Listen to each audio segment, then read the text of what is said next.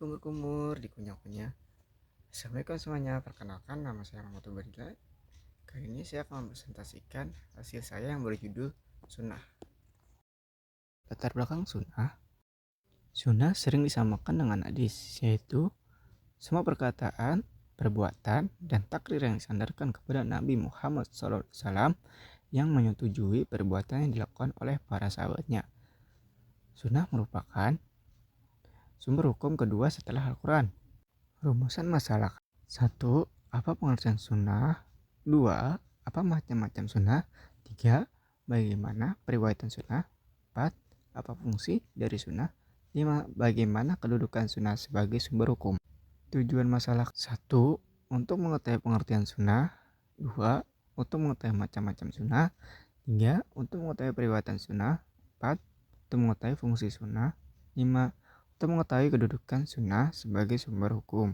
Bab 2. Pembahasan. 1. Pengertian sunnah. Secara etimologi, sunnah yaitu perbuatan yang semula belum pernah dilakukan kemudian diikuti oleh orang lain, baik perbuatan yang terpuji maupun tercela. Sabda Rasulullah SAW, barang siapa yang membiasakan sesuatu yang baik di dalam Islam, maka ia akan menerima pahalanya dan pahala orang-orang yang sesudah yang mengamalkannya. Hadis riwayat Muslim. Secara terminologi, sunnah bisa dilihat dari 3 disiplin ilmu. A. Ilmu hadis, yaitu segala sesuatu yang disandarkan kepada Nabi Muhammad SAW, baik perkataan, perbuatan, maupun ketetapannya. B. Ilmu usul fikih, segala yang dirawatan dari Nabi Muhammad SAW berupa perbuatan, perkataan, dan ketetapan yang berkaitan dengan hukum. C. Ilmu fikih. Ilmu fikih yang berarti perbuatan yang akan mendapatkan pahala bila dikerjakan dan tidak berdosa apabila ditinggalkan. 2. Macam-macam sunnah. Pembagian sunnah dari segi bentuknya. A.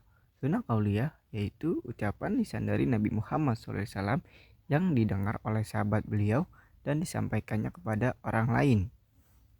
B. Sunnah fi'liyah, yaitu semua perbuatan dan tingkah laku Nabi Muhammad SAW yang dilihat atau diketahui atau diperhatikan oleh sahabat, kemudian disampaikan kepada orang lain dengan ucapannya. 4. Fungsi sunnah. Maka sunnah disebut sebagai bayani. Dalam kedudukannya sebagai bayani, hubungannya dengan Al-Quran. Fungsinya 1. Menguatkan dan menegaskan hukum-hukum yang tersebut dalam Al-Quran. 2. Memberikan penjelasan terhadap apa yang dimaksud dalam Al-Quran, dalam halnya menjelaskan arti yang samar dan merincikan apa-apa yang dalam Al-Quran secara garis besar. Kedudukan sunnah sebagai sumber hukum. Kedudukan sunnah terhadap Al-Quran sekurang-kurangnya ada 3 hal, yaitu 1. Sunnah sebagai takkid, penguat Al-Quran. 2. Sunnah sebagai penjelas Al-Quran.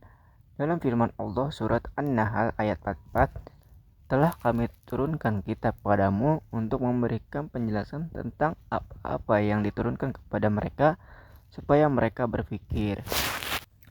Ketiga, sunnah sebagai musyari, pembuat syariat, merupakan pembuat syariat yang tidak ada dalam Al-Quran. Bulannya, sunnah adalah perbuatan yang semula belum pernah dilakukan kemudian diikuti oleh orang lain. Sunnah terbagi menjadi 3 bagian: sunnah qauliyah, fi'liyah, sunnah takririyah. Dan sunnah tersebut disebarluaskan oleh yang melihat, mendengar, menerima, dan mengalaminya dari Nabi secara beranting melalui khabar. Saran, sunnah merupakan semua hal yang berkaitan dengan masalah hukum yang dinisbatkan kepada Rasulullah SAW, baik perkataan, perbuatan, maupun sikap beliau tentang suatu peristiwa. Maaf jika presentasinya kurang sempurna, karena yang sempurna hanyalah kita yang dulu bersama. Cukup sekian dan terima kasih. Wassalamualaikum warahmatullahi wabarakatuh.